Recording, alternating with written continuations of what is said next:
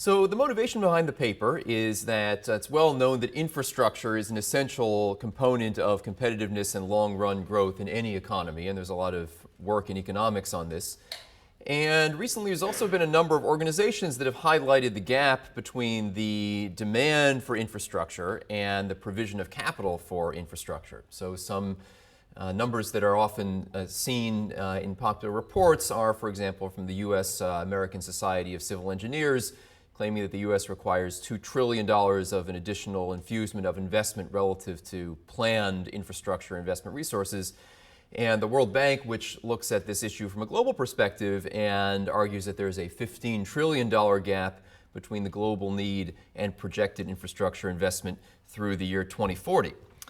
At the same time, institutional investors have become more active in supplying capital to infrastructure, in essence as a new asset class. So if we look at this from the perspective of some limited partners, some large limited partners out there, or large institutional investors, CalSTRS is doubling its allocation to infrastructure from 2% to 4% of its $230 billion in assets. The Norwegian Sovereign Wealth Fund is going to start investing 2% of its assets, which would amount to around $20 billion in unlisted renewable energy infrastructure. And if we look at the general partners or the infrastructure funds that are supplying the funds that these LPs are investing in, we see some very, very large players now that are emerging. Just as one recent example, Blackstone is working on a $40 billion Blackstone infrastructure fund, which includes $20 billion of commitment from Saudi Arabia, and so far $2.5 billion from other sources, including U.S. public pension fund LPs. So the total amount of assets under management that institutional investors have in closed infrastructure funds is a number that's not actually that easy to calculate. In this work, I'm going to show you that we estimate that currently there's around $404 billion in assets under management by closed infrastructure funds, at least as of the end of last year, and this is up almost 7 times over the last 10 years. So with all this as backdrop, the true risk and return characteristics of infrastructure investments or infrastructure as an asset class are not really known, and so that's one of the questions we're trying to get at in this research. Well, it's worth asking, what do institutional investors expect that they're getting from infrastructure? Well, we see this a lot. The answer is usually that they expect that they're getting, or at least convey that they believe that they're getting steady cash flows in the long run and diversification benefits due to low correlations with other asset classes. So for example, if you look at the CalPERS website, as of late summer of last year, it stated that infrastructure targets stable defensive investments within the water, energy, waste, transportation, technology, and communications sectors with my key emphasis would be on the word stable and defensive. Other work has looked at infrastructure and stated that it's supposed to offer investors long-term, low-risk, inflation-protected and acyclical returns. And the Norwegian government and sovereign wealth fund, in their consideration of investing in unlisted renewable energy infrastructure, have stated that this is not a climate policy measure, but rather they're going to be subject to the same profitability and transparency requirements as the other investments of the fund.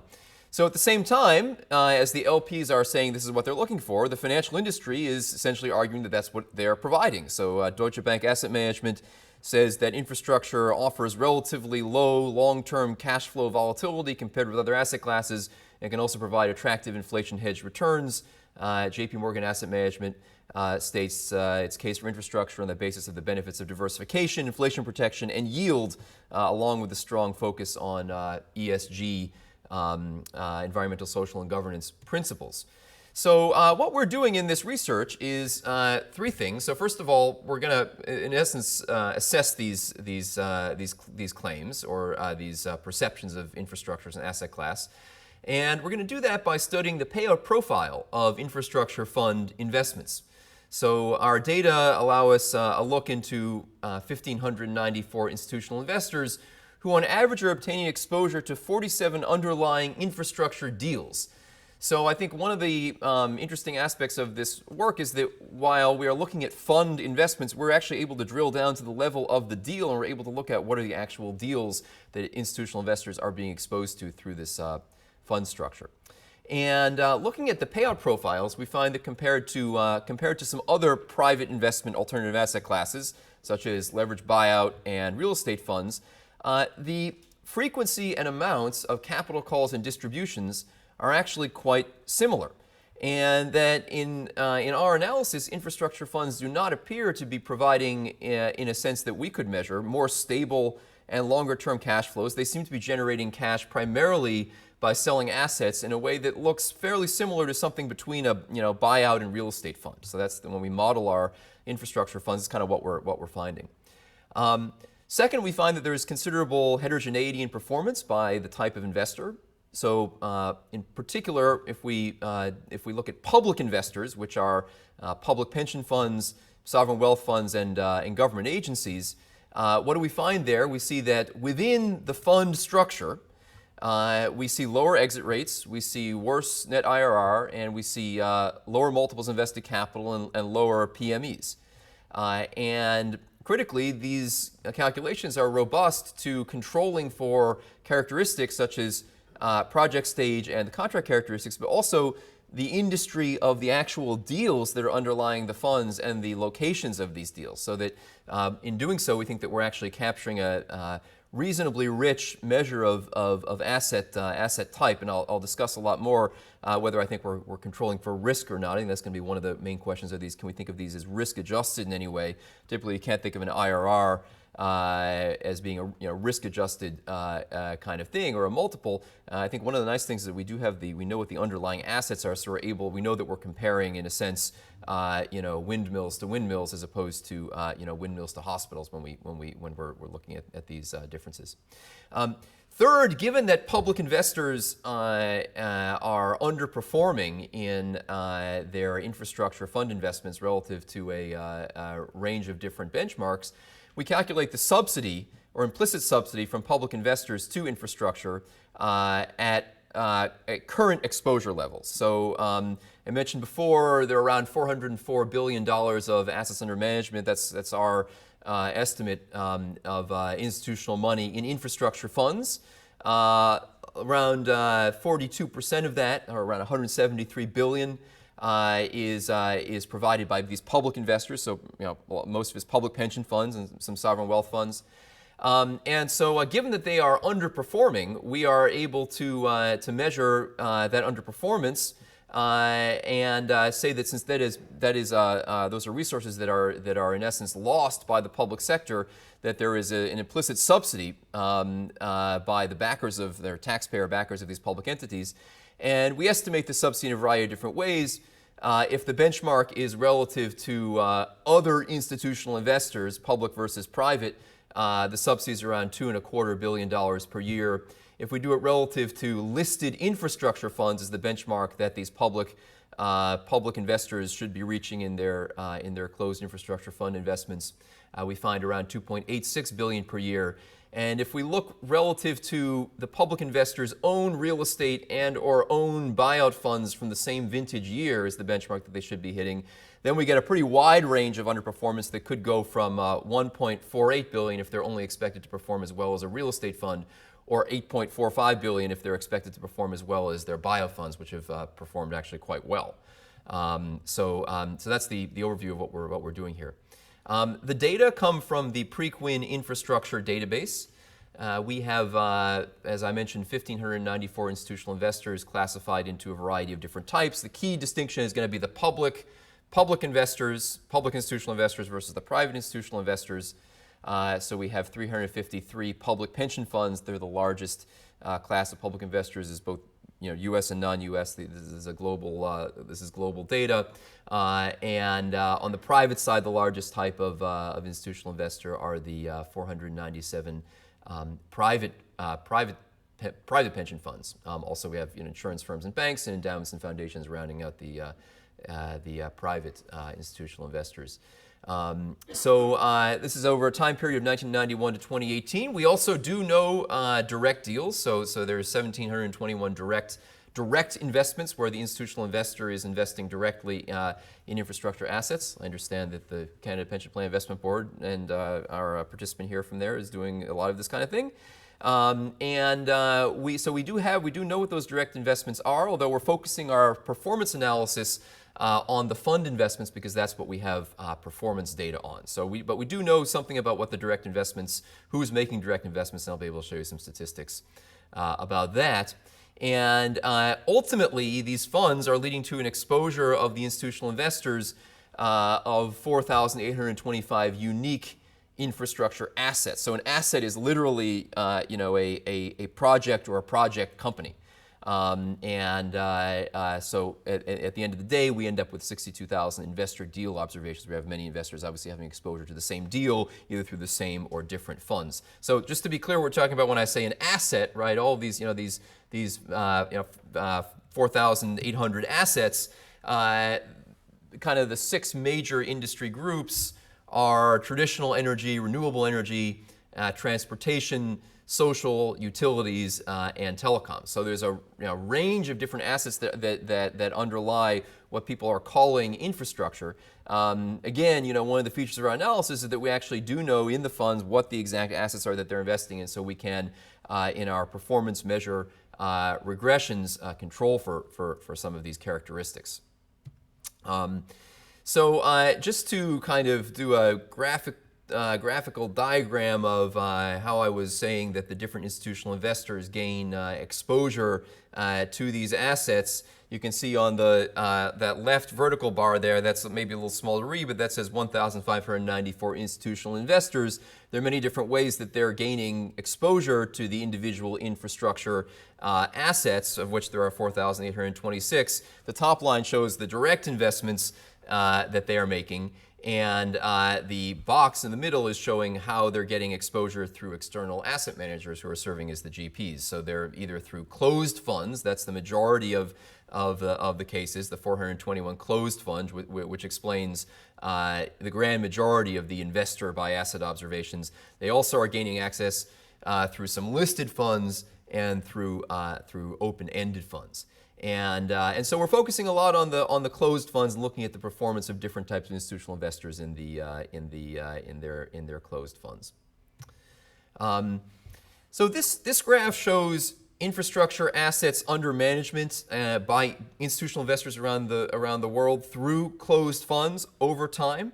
And we have to calculate this from the data that we have. This is based on annual snapshots with the unrealized value of assets managed by the closed funds. So the inputs to figuring this out are, residual value to paid-in capital, which is reported by many of the funds into dollar amounts using the percentage of capital called in the fund size. There are a number of instances where funds don't report RVPI, and we have to do some imputations. But I won't go through the details underlying this, but this is the method through which we are able to estimate that there's around $404 billion in infrastructure assets under management through closed funds by institutional investors. So that $404 billion is the 2018 line, the sum of the blue and the light gray, where the blue are the ones that have reported and the light gray are the ones where we're having to do some more imputations. So that doesn't include listed and open-ended funds, and it doesn't include the direct investments. This is a snapshot of the closed fund space. So here's an example of the way that we can drill down to these things. So this is the Chicago parking meter system, the pretty famous infrastructure deal, or maybe infamous infrastructure deal, because Morgan Stanley Infrastructure and their fund North Haven Infrastructure Partners was viewed as having gotten a very good deal on buying those the rights to those to run those parking meters, and so we're able to see the stakes of different investors when this deal was made, and also we're able to drill down as well to who the LP investors are of North Haven Infrastructure Partners. So we can see that ultimately exposure to North Haven Infrastructure Partners, or exposure to this parking meter deal through North Haven Infrastructure Partners, is happening through this fund, and a range of different types of LPs in different countries are investors in that fund. Maybe another way to show the richness of the data is to show how we're able to see the investment stakes, how the investment stakes change over time. This is London City Airport, which is another example of a major infrastructure asset. Global Infrastructure Partners and AIG Financial Products were the original owners of this during the formation of the joint venture in 2006. Global Infrastructure Partners then became 100% investor when AIG Financial Products exited, and then you can see by February 2016 they exited to other holders, primarily public pension funds and sovereign wealth funds who are owning it directly. So the data are fairly rich. I'm going to skip ahead to now showing some of the performance analysis that we've done. So as I mentioned, institutional investors expect long-term stable and predictable cash flows from infrastructure. So given that infrastructure funds seem to be the primary way that certainly that U.S. Public pension investors are accessing this asset class, and also still a major way that many global public investors are accessing this asset class, we thought we would be useful to look at the various performance measures and their distribution relative to other types of investments. So this just shows for infrastructure, buyout, venture capital, and real estate, what are the PMEs, IRRs, and multiples. And this is for all investors, not only the publics. I'll do the public-private split in a minute. But you can see that the infrastructure PME is about 0.93. And compared to say buyout is the asset class where there's sort of the best performance on a PME basis. The actual level of performance for infrastructure compared to buyout and even compared to venture is pretty low. Compared to real estate, it's maybe comparable. And then if we can also look at the standard deviations of these various statistics to get one initial kind of look at the risk of these things. And certainly it doesn't appear that that infrastructure is less risky than real estate or buyout on the basis of just the cross-sectional standard deviation of these different measures. Venture is probably more risky. If you look at the entire distribution of PMEs by fund, you can see the black line here is infrastructure. And I guess the point that we're trying to make is that there's no real sense in which these infrastructure funds are delivering something to institutional investors that is like a much flatter distribution of outcomes. I mean, it looks pretty similar to the other private fund types. Digging deeper into that, we're looking at the capital calls and the distributions of infrastructure versus other private fund types. And these are standardized, so you can imagine this is reflecting what would happen if an institutional investor committed $10 million to one of these types of funds. And these lines, I mean, it may be a little hard to read. One of them is infrastructure, one is buyout, one is real estate, one is VC. I mean, the fact that you maybe can't read the labels isn't that important because actually these lines look pretty similar. That's the whole point. So the amount of capital called by infrastructure funds over time is statistically and economically indistinguishable from the amount of capital called by buyout and VC funds. The left is the number of capital calls over time. The right, I think, is more informative because it's the average amount of capital calls over time. So, differences, real estate funds are the ones who are calling a lot of capital at the very beginning and have less frequent calls later. Maybe there's a little bit of that going on with infrastructure. So I think, reading this on the calls, we'd say infrastructure is kind of between buyout and real estate. And in fact, on the distributions, we would say something rather similar. I mean, the payout profile provided by the infrastructure funds over time is statistically and economically quite similar to the payout profile provided by buyout and real estate funds. So, over here we have the average amount of distributions over time. Buyout is actually kind of, distributing more. Well, this is reflective of their better performance. Infrastructure is kind of in here, looks sort of like a hybrid between real estate and buyout. So really not much difference there. We then go and we look at the differences in different types of investors, public versus private. We do this a few different ways. We look at the various fund level performance measures that are familiar to people who study these private alternative asset classes.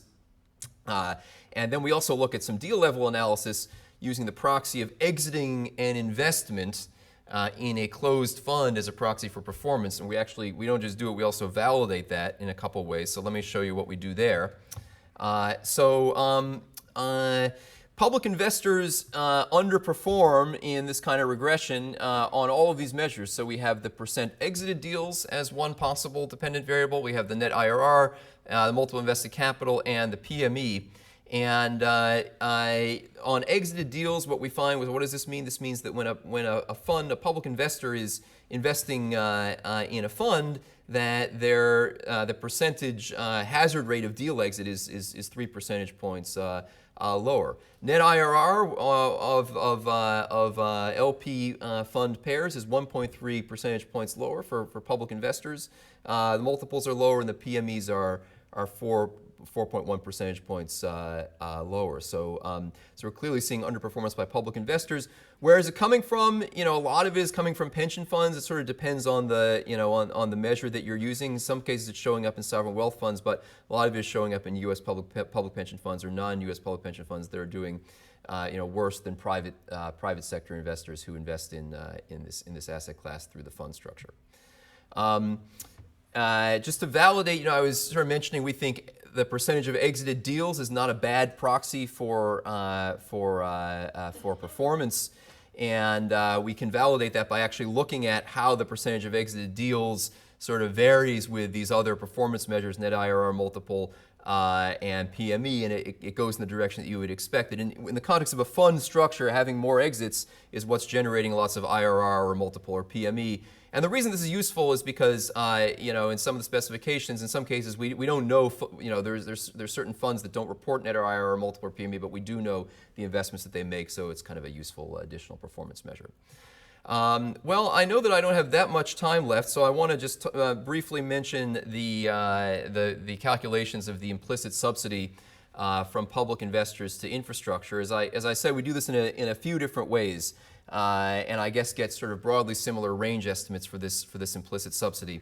Relative to other investors, meaning to private investors, public investors from that regression have 1.3 percentage points lower net IRR. So multiplied by their entire exposure to the infrastructure asset class, that would be if you believe that IRR can be used as a return measure in this way, that would be a $2.25 billion annual subsidy. Now, we know that you can't just think of an IRR as being like a return, so we're looking at this in a few different ways. The idea is none of these is going to be perfect, but we're going to get estimates across them that are pretty similar.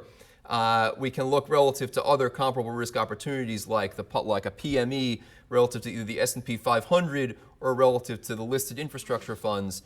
Relative to the S&P 500, the calculation ends up being around $1.5 billion a year. Relative to listed infrastructure funds, the private funds have done really actually quite poorly, and there again you would see the typo should be $2.86 billion subsidy over the lifetime of the funds. And then finally, relative to their own real estate and buyout investments, as I mentioned at the beginning, there's a pretty wide range of possibilities there. Relative to real estate, if they were only supposed to perform as well as real estate, then the subsidy is only $1.5 billion. If they're supposed to have performed as well as buyout, then it'd be more like $8.5 billion. So the fact that we get to these different measures of the implicit subsidy from these different ways of looking at it, even though none is perfect, suggests to us that we're sort of at least in the ballpark. So to conclude, the main investment approach in infrastructure, closed funds, currently is not meeting investor expectations. Public investors are exposed to deals for a longer period of time and are underperforming. And we're able to control in a fairly rich way for project stage, contract characteristics, industry, and location controls. I mentioned the value of the subsidy of public investors, of the backers of these public investment funds, whoever they may be, taxpayers or the general public, to infrastructure, which I guess I would summarize as being on average around $2.5 billion per year. And I guess I'll just end by saying, why do we think this is happening? What do we think is going on? It didn't make it into the slides, but it is in the latest draft of the paper. We do look a lot at the extent to which the investments are local to the LP, whether LPs are getting exposure to local investments. So is it the case that CalSTRS is primarily supporting California investments? And it turns out that it's not primarily driven by home location investments. In fact, if you drill down, U.S. LPs, it's less than 5% of their deal exposure actually ends up being to local infrastructure, where local is defined as within the state. If you define local as being within a country, It's about maybe a quarter globally. So the effect is not primarily driven by this subsidy being in a targeted way, which means that our conclusion is that a lot of this may be related to pension funds' willingness to take on more marginal investments in order to meet a desired higher allocation to private equity or related private equity asset classes, and or having a general impact target that they can sort of say positive things about in a public forum.